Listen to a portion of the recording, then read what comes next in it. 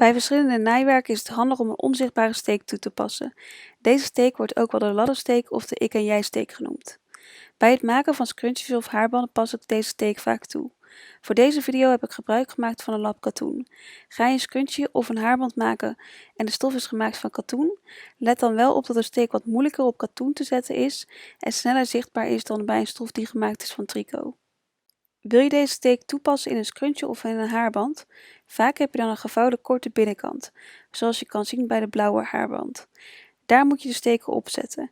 Je moet alleen wel opletten dat je de naald er niet helemaal doorheen haalt, want dan zie je dat aan de buitenkant van je naaiwerk ook en dat is niet de bedoeling. Voor het maken van deze steek maak ik eerst een knoopje in de stof, dan maak ik de eerste steek beneden en dan boven en dan weer beneden en zo ga ik verder. Ik stop pas als het gat niet meer zichtbaar is en dat ik alle steken heb gezet.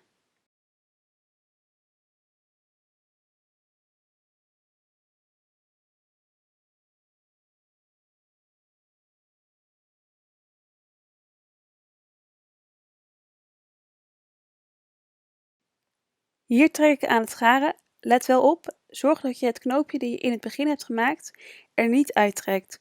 Soms hou ik zelfs het knoopje vast en dan trek ik aan het garen om een onzichtbare steek te krijgen.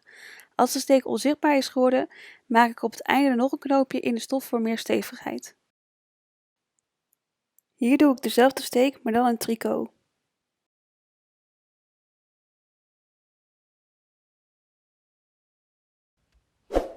Vond je dit nou een handige video? Klik dan onder deze video even op het duimpje omhoog.